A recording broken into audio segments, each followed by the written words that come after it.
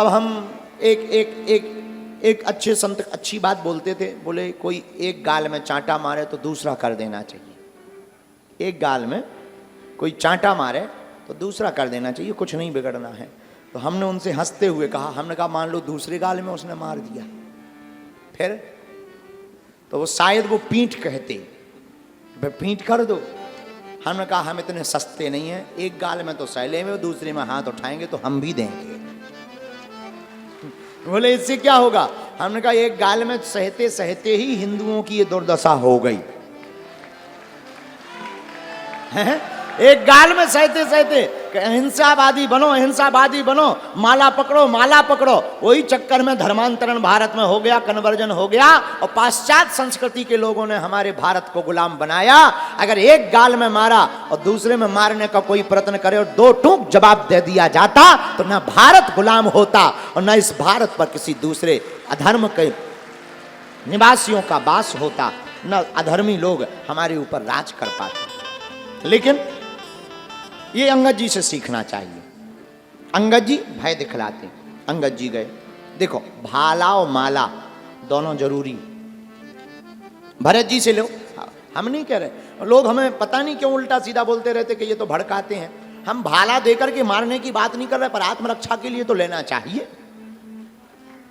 हम नहीं कह रहे, हम तो पढ़ा है तो हमने समझा है, और हमने समझा है कि हमारे जितने देवता हैं, हनुमान जी हैं मुगदर ले, माता है त्रिशूल लिए हुए, शंकर जी त्रिशूल लिए हुए, सब देवता कोई ना कोई शस्त्र हाथ में लिए। किस लिए? वो यही सलाह दे रहे हैं, माला भी लो भाला भी लो।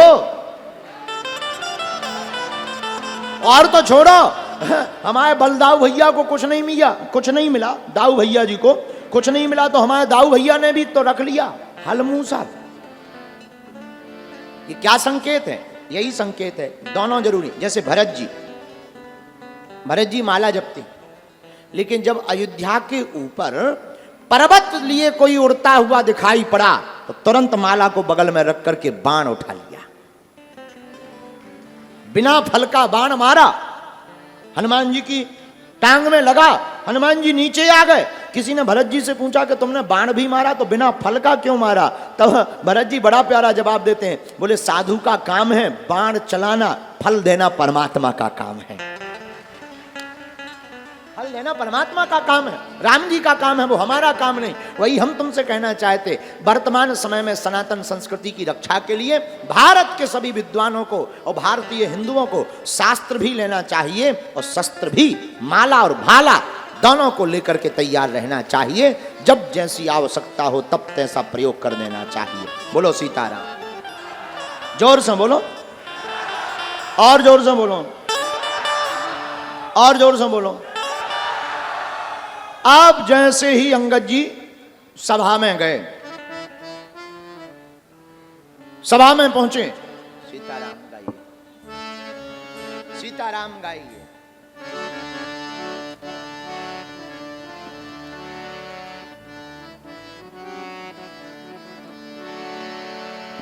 मेरे भोजन का भोग लगा। राजा राम आइए,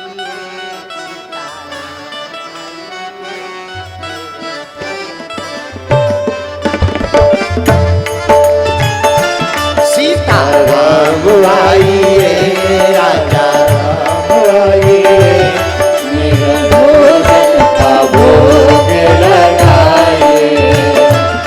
राजा राम आइए, सीताराम आइए, मेरे भोजन का भोग लगाइए। अंगद जी जैसे ही रावण की सभा में गए, उठे सभासद कपि कहूं देखी, रावण और भा क्रोध विसेखी। रावण देख करके अंगद जी को क्रोधित हो गया और इतना गुस्सा में हो गया कि बोल पड़ा, कहे 10 कंठ कवनते बंदर, कहे 10 कंठ कवनते बंदर। अच्छा, लेकिन जो पहले वाले थे हनुमान जी, उनसे रावण बोलते ही रहा, हनुमान जी बोले नहीं, चुप रहे। हनुमान जी सुनते रहे, लेकिन यहां उल्टा है। रावण ने इतना ही पूछा, कहे लंकेश कवंते बंदर। अब अंगद जी बोले, मैं रघुवीर दूत 10 कंधर। वो पहले वाले थे जो स्वामी जी कहते थे तुमको, प्रभु जी कहते थे, तुम कहो हमको बंदर, हम तुमको स्वामी जी कहे। सीधा जैसे ही कहा, कहे लंकेश कवंते बंदर, तुरंत अंगद जी बोले, मैं रघुवीर दूत 10 कंधर। और पहले वाले में रावण बोलता ही रहा कि लगातार बोलता रहा, कहां से आए हो, कौन हो, क्या कर रहे हो, और क्यों यहां पर आए हो, क्या करने आए हो, तुम मेरे बल को नहीं जानते, ये वो। इधर अंगद जी ने मौका ही नहीं दिया। एक बार भर पूछा, कौन हो, परिचय इतना खतरनाक दिया। मम जन कहे तो ही रही मिताई, तौहित कारण आयऊं भाई, उत्तम कुल पुलस्त कर नाती, शिव बिरंच पूजऊं भली भांति। ए रावण, तुम कहते कि मैं कौन हूं? हम राम जी के दूत हैं और हम तुम्हारा हित करने के लिए आए हैं, तुम्हारा कल्याण करने के लिए आए हैं। हमें पता लगा तुम बहुत उत्तम कुल से हो, बहुत अच्छे खानदान से हो, कहीं विनाश ना हो जाए, मर ना जाओ, सब परिवार सहित तो नाश ना हो जाए, इसलिए हम तुम्हारा भला करने के लिए आए। बताइए, पहले वाले चुप रहे, ये चुप नहीं हो रहे। रावण का भी दिमाग खराब कि हे भगवान, पहली बार फंसा, ऐसा कोई बोलने वाला लगातार जवाब दे रहा है। फिर क्या? धीरे से पूछा, परिचय बताओ, कौन हो तुम, कौन हो, अपना परिचय तो बताओ, नाम वाम बताओ। सोई हंस करके अंगद जी बोले, हमारा नाम तो जानते ही होगे। बोले नहीं नहीं नहीं जानते हैं।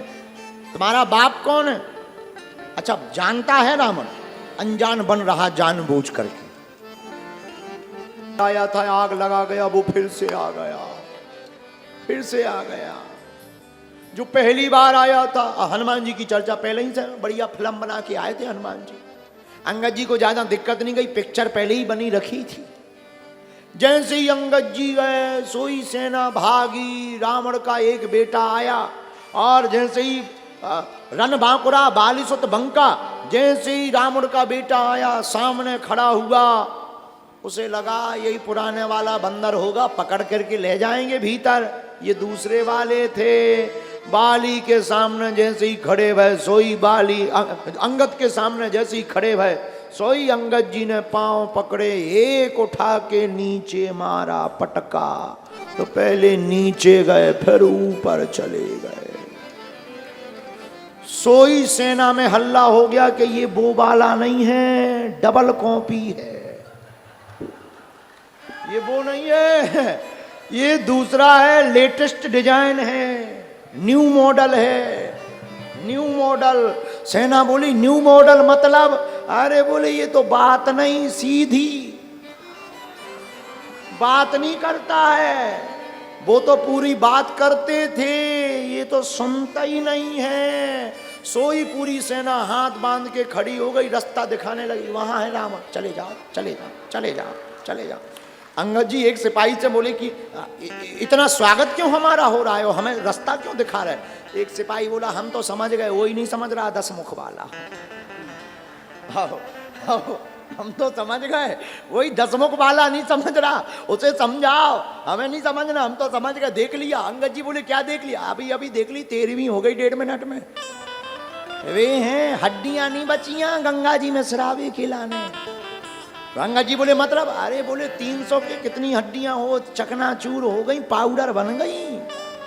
गंगा जी के ऊपर हाथ जोड़ करके सिपाही बोले, हम तो समझ गए, जाओ जाओ जाओ। तो हनुमान जी, अच्छा हनुमान जी में अंगद में अंतर क्या? इतना अंतर है, हनुमान जी लात खाते रहे, जी मार रहे, हनुमान जी पिटते रहे, सब ताली बजा रहे हनुमान जी को देख करके। राक्षस जब बांध लिए तो हनुमान जी जो है दोनों लात और बात दोनों सहते रहे, अंगद जी दोनों सहा रहे। क्यों? हनुमान जी शास्त्र थे, ये शस्त्र हैं। हनुमान जी आस्था को लेकर आए थे, आस्था बनाने, ये व्यवस्था को लेकर के आए हैं। हनुमान जी साधु हैं, अंगद जी सिपाही। अब अंगद जी आगे बढ़े तो पुर पैठन रावण कर बेटा, और खेलत रहा सो होई गई भेंटा, होई गई भेंटा जहां भेंट भई, तही अंगद कहूं लात उठाई, गही पद पटगों भूम लवाई। एक ही बेर में राम नाम सत्य कर दिया। आप अंधर अंगद जी जैसे ही पहुंचे, बिनु बिनु पूछे मग देह दिखाई, साहब रास्ता बताते हुए जा रहे। किसी ने कहा कि ये जो हाथ जोड़े खड़े हैं अंगद जी, ये बड़े भावुक लग रहे हैं। अंगद जी बोले जी भाव में नहीं हाथ जोड़े, भय में। ये भाव में हाथ नहीं जोड़े हैं, भय में। यही हम तुम्हें बताना चाहते हैं कि वर्तमान समय में इस दुनिया में ज्यादा लोग भाव में नहीं आते हैं, कुछ लोग भगवान के भय में दर पर आते हैं। और अंतर यही है, जो भाव में आता है वो हनुमान जी को पाता है, और जो भय में आता है वो अंगद से मार खाता है। बोलो सीताराम, जोर से बोलो। तो हनुमान जी भाव में गए थे, अंगद जी भय से डरा रहे। अच्छा, किसी ने अंगद जी से पूछा ये उपाय ठीक नहीं है। अंगद जी बोले क्यों? आप सीधी बात ही नहीं कर रहे, सीधा मार पीट रहे। अंगद जी बोले टेलर बना लिया, अब नहीं मारेंगे। एक आध टेलर दिखाना जरूरी था। जैसे भीड़ को भगाना हो तो एक आध को अच्छो पीट दो, तो जो 40-50 देखा तो वो स्वयं नहीं आता तो भाई ये आदमी खतरनाक है, अपन को जाना नहीं है। पुराने जमाने के जो गुंडा होते थे वो ये तरकीब निकालते थे। हमने बहुत नज़दीक से कुछ गुंडों को देखा, कुछ न, अब इसका मतलब ये मत समझना कि हमारी बहुत पहुंच थी उनसे, और तुम्हारा कोई ठिकाना नहीं है, तुम्हारा ठिकाना तो निकाला। हमने कुछ गुंडों को नज़दीक से देखा। कुछ टुच्चा गुंडे जो होते थे वो क्या करते थे, एक आध लरम पतले को मारेंगे पर अकेले में नहीं, चौराहे पे चटाक चटाक। तो हमने एक दिन एक गुंडा से पूछा कि तुम्हें पीट नहीं था, अकेले में पीटते? बोले बा भपकी कैसे बनती। हमने पीटा इन्हें, डर 50 गए, और उसने हमें बताया तो हम तो चौंक गए। बोले हमने इनको पीटा, इनके सगे चाचा की दुकान किराने की, तुरंत 2 बोरी शक्कर घर आ गई थी शाम को, हो कि हम पे कृपा बनाए रखना। बोलो सीताराम, जोर से बोलो। यही अंगद जी कर रहे। अंगद जी क्या कर रहे? अंगद जी बोले इनको हम भय दिखा रहे, लेकिन अंगद जी मारने के सिद्धांत से नहीं गए, समझाने के सिद्धांत से गए। जैसे एक बार क्या हुआ, एक महात्मा जी चले जा रहे थे गांव में, रास्ते में एक पेड़ के नीचे सोने जा रहे थे, बरगद के पेड़ के नीचे। गांव के लोग आए, ए महाराज वहां मत जाओ, वहां मत जाओ। क्यों? सांप रहता है, सांप बहुत खतरनाक है, काटता है। महात्मा बोले चिंता मत करो, समझा लेंगे हम। सांप आया, फुसकारने लगा, काटने दौड़ने लगा। सोई महात्मा जी, महात्मा तो महात्मा, और पहले के महात्मा बड़े अद्भुत होते थे। काट कर क्या करोगे? नरक जाओगे, करनी सुधार लो। काटने से कोई फायदा नहीं। भगवान ने जो विष दिया है उसका सदुपयोग करना चाहिए, दुरुपयोग नहीं करना चाहिए। अच्छा, सांप को बात समझ में आ गई। एक जने कह रहे थे महाराज जी कैसी उल्टी कथाएं सुनाते हो, कहीं सांप को बात समझ में आ गई? तो एक महात्मा ने बड़ा गजब का जवाब दिया। बोले भैया वो आदमी नहीं था ना। ये बात आदमी को समझ में देर से आती है, सांपों को तो जल्दी आ जाती है। सांप को समझ में आ गई तो सांप बोला महाराज क्या करें? कुछ नहीं, सत्संग सुनो और ये सब छोड़ो, काटना पीटना। उसने बेचारे ने काटना छोड़ दिया। महात्मा बोले अब हम दूसरे गांव जाते हैं, आएंगे फिर कभी मिलेंगे। गांव वालों से महात्मा बोले सुनो, वो जो सांप था अब डरना नहीं, अच्छा आदमी हो गया है, सत्संगी हो गया है, अब नहीं काटेगा। गांव के बच्चे देखने आए कि नहीं काटेगा, देखे नजदीक आए, सच में ना काटे, दौड़ा नहीं काटा, छुए नहीं काटे। अब तो बच्चे खेलने लगे, गले में डालें, को झूला बनाए, पेड़े पे टांगें, पेड़े पे टांग टांग लटकें। अब तो काटना ही नहीं है। बेचारे को शरीर छिलगाओ, घाव बन गाओ, 2-3 जगह से पूंछ टूट गई और बच्चे भी हैं न मरोड़े और पटके। 8-10 दिन बाद महात्मा वापस लौटे। उन्होंने सोचा चेला से मिलते जाएं, सांप देवता से क्या हाल है।